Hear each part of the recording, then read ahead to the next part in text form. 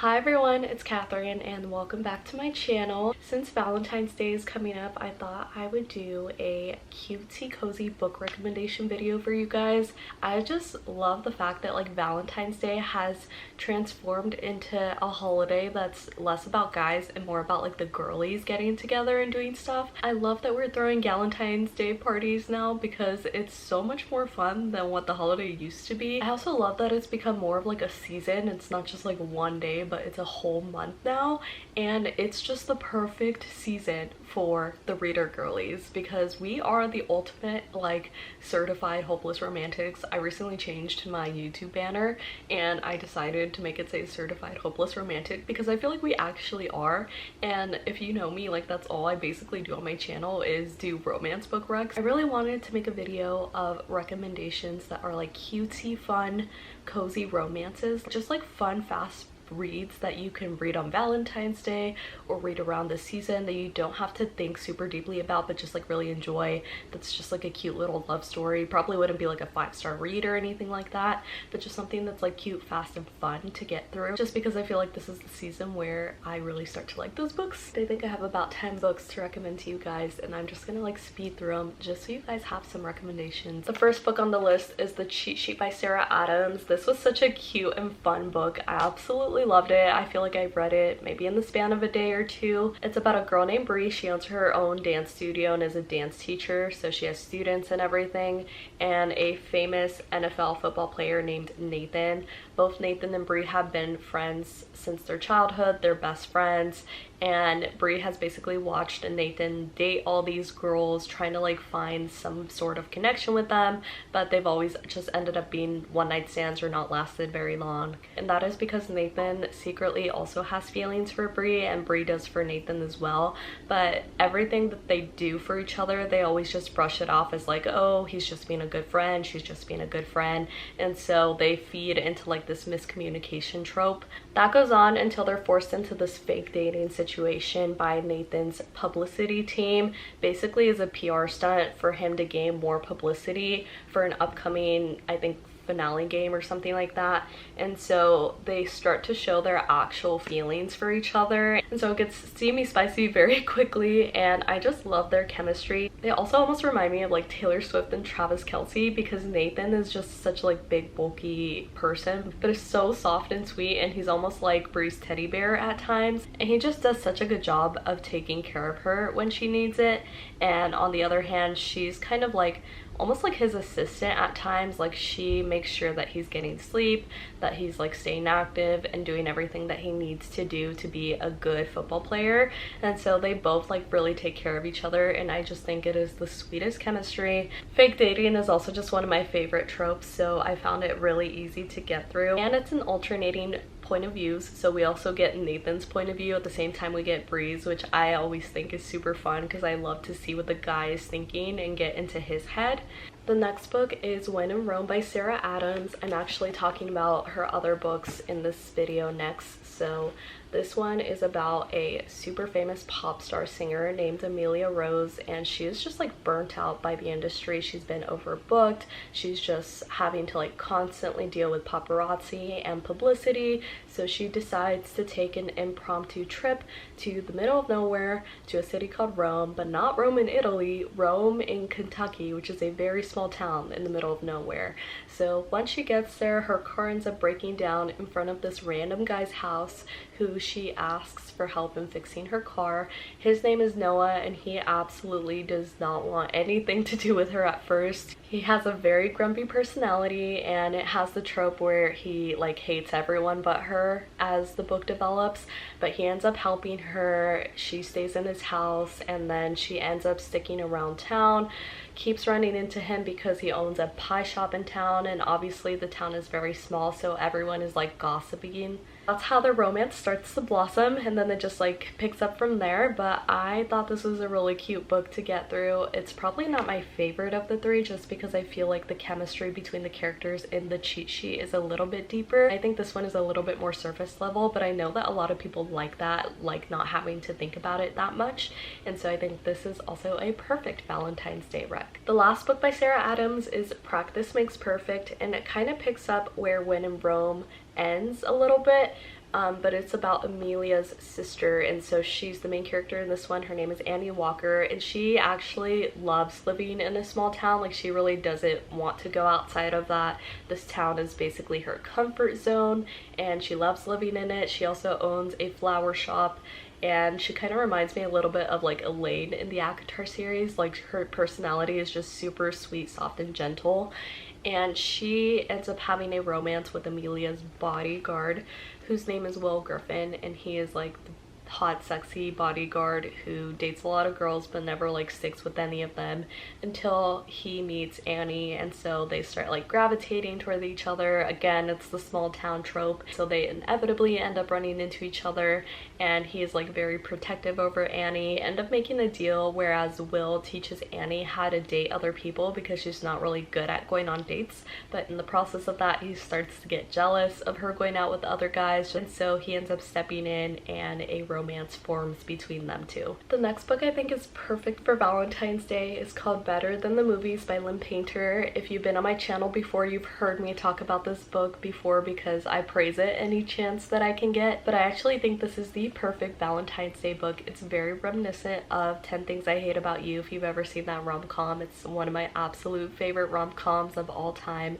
The characters are very similar. Their names are Liz and Wes, and they grow up being childhood rivals. They have a relationship where it's very like boy pulls girls pigtails thing, and they just like compete against each other. They grow up not really ever talking since then, but then they start talking to each other again in high school because Liz is trying to get the attention of one of Wes's friends, and so she asks Wes for help in exchange for something else. So it's a very like tit for tat relationship, but pretty soon they start to like actually have feelings for each other. Liz is like the ultimate hopeless romantic. Like, she grows up watching rom-coms and reading romances, and I feel like she's the perfect representation of what we're all trying to be. She just absolutely nails it, and I love the fact that she's such a like fangirl when it comes to love. It's really cute, it's really fun and simple.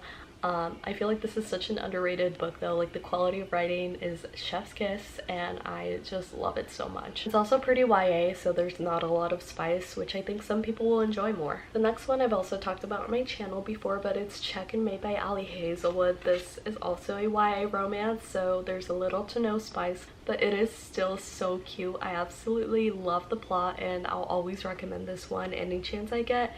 It's about a girl named Mallory, and she used to be part of like the chess world. She used to be a really good player, but then something happens that makes her quit, and we don't really find out until the end. It has to do with like her family and stuff, and so she hasn't played chess since then. But then she gets convinced to participate in a charity chess tournament with one of her friends, and she needs like someone else to be on her team, so she decides to do it. But in participating, she walks into the chess tournament and ends up beating like the best chess player in the entire world, whose name is Nolan. And ever since then, Nolan has like this fascination with her. It ends up pushing her back into the chess world. It kind of reminds me of like Queen's Gambit a little bit, if Queen's Gambit were turned into a romance book. And so he just has an absolute fascination with her since then. She's into him, but is trying to like focus on supporting her family, and also now hiding the fact that she's back in the chess world from her family because she thinks that they're not like really accepting and everything. And so there's just a lot of like drama and plot that keeps the story moving along. But the way they describe the main male interest, like, he is just the definition of tall, dark, and handsome.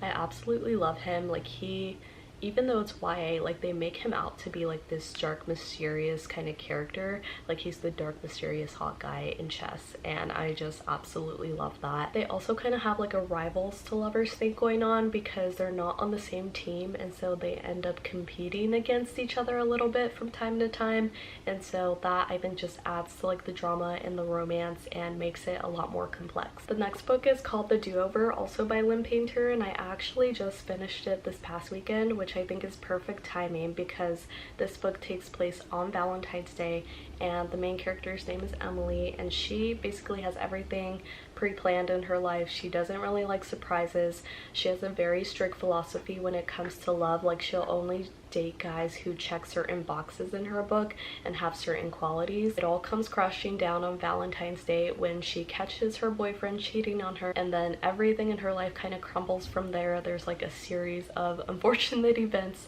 that happen. Everything that she completely knew is just turned on its head. She goes to bed that day, like just her world absolutely crumbling, only to wake up the next day and for it to actually still be Valentine's Day. And so she starts reliving the same day over and over. She has to figure out a way to break this cycle, when ultimately she decides that she's just going to start doing whatever she wants with no regard for the consequences. She also keeps bumping into this guy from her chemistry class who's actually her lab partner, but before then never spoke to him, and they end up actually going on this like big Valentine's Day adventure, having a lot of fun together, and she just like starts to realize what it is that she's been missing in her life. The next book is called Archer's Voice by Sheridan, and this is just the sweetest, softest book I've ever read. The main male interest is such a like sweet, gentle person, and so it's about this girl. I actually don't even know what her name is because the back doesn't tell me, and I completely forgot. It's been a while since I read this, but she moves into this small town where everyone knows each other. She's trying to like get away from stuff that has happened in her life, and I think she's like dealing with grief or something. I think she has a parent die or something like that, and so she moves into this town wanting to get away from like all the stress of living in the bigger city and being surrounded by that. And so she starts to like integrate herself into this small town and meets this guy who doesn't talk, but she communicates with him through ASL, which I think is the sweetest thing. Like the fact that he never has to say a word, but you just instantly fall in love with him, and he is literally the gentlest soul you have ever met.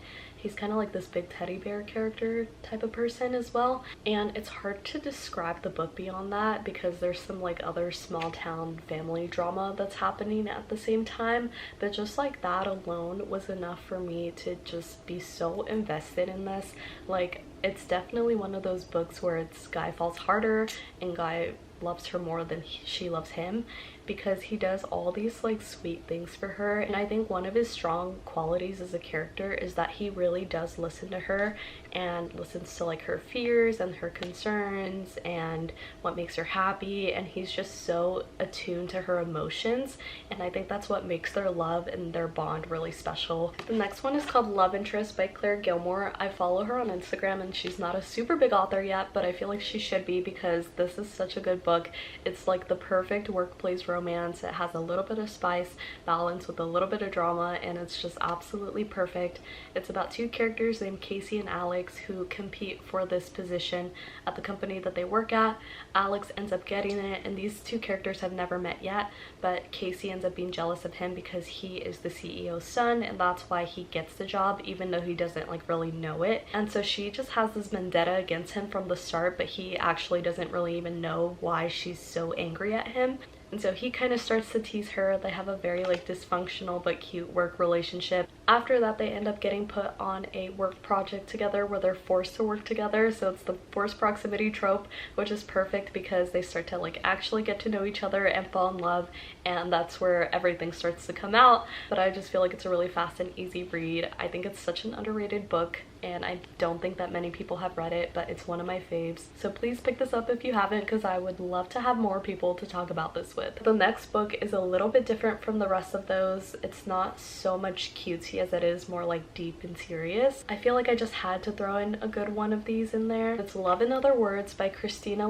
She is one of my favorite authors of all time, and I love her book so much. This book is about Macy and Elliot, who are childhood best friends. They have cabins next to each other that they stay at and end up having a very deep connection over books and reading, which I think is such a wholesome thing. I love it so much. But they grow up being the very best of friends, but then something happens when they get into like their teenage years, I think. You don't really find out what it is until toward the end of the book, but they end up going their separate ways, never talk to each other again until they're like in their mid-20s now. Macy is working at a hospital and they run into each other in the city, but she's engaged to someone else. Elliot starts to remind her of why they fell in love in the first place, and now she's like conflicted. She realizes that the life she's about to marry into is not the life that she wants. She doesn't want someone who makes her feel settled. She wants someone who challenges her, and makes her feel more alive and adventurous, and that person is Elliot. This is one of my absolute favorite books. I just feel like I've read nothing like it. The writing and the imagery is just on another level completely. Like, it's so vivid and you can imagine everything so well, and that's what I really love about this book. The last series I have to talk about is the Selection series, which I know is not like a standard typical romance series, but there is aspects of romance in it. It's more in the fantasy genre, but I still think it's perfect for the season, so I'm going to talk about it. It's about this world where there is royalty. There's a prince who is looking to find his future wife, and so they hold this contest called the Selection every time a prince is looking for his future wife, and it's basically like The Bachelor. It's him dating like 25 or 35 women, I think, at the same time. The way this world is set up, it's split into like caste systems. According to what profession you are in, that's like kind of where you're ranked in terms of like income class, kind of. It's really hard to explain, but the main character, her name is America, and she comes from like one of the middle classes, and so basically imagine like she's a middle class working girl, right? And she ends up getting selected to be part of the Selection. She goes into it only wanting to really get paid to be part of the Selection because she needs the money for her family, and is not really like interested in actually getting to know the prince because she has someone back home. But then once she starts to get to know him, she really likes him, and things kind of take a heat from there. I just think this is a perfect series for B-Day though, and it's only 3 books. There's 2 other ones that are kind of like a spin-off series, but these are the 3 main ones, and so it goes really fast. Again, like the writing style is very conversational and very simple. It's more YA, so more muted, less spice, and I just think it's a really fast, cute romance. So that is all the books that I have to recommend to you guys for this video. I hope you heard about some ones that you might be interested in reading. Also, let me know in the comments if there's any like V-Day romances that you want me to read to review on this channel, because I feel like that would be really fun to do like a week of reading V-Day romances or something like that. But yeah, let me know if there's any that you want me to read. I'm gonna go ahead and end the video here, but thank you guys so much for watching. I'll link all my socials down below in case you want to follow me. I've been posting a lot more on those recently, so please go do that if you haven't already. And I will see you guys in the next video very soon. Bye!